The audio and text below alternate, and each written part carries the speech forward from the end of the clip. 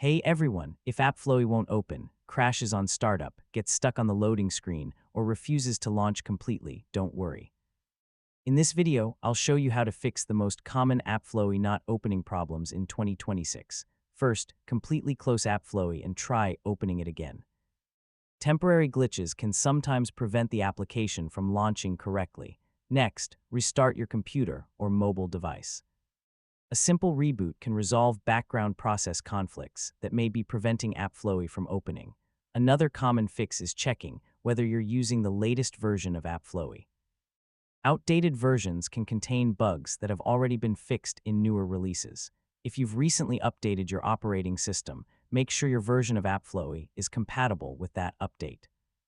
And that's how to fix AppFlowy not opening problems in 2026.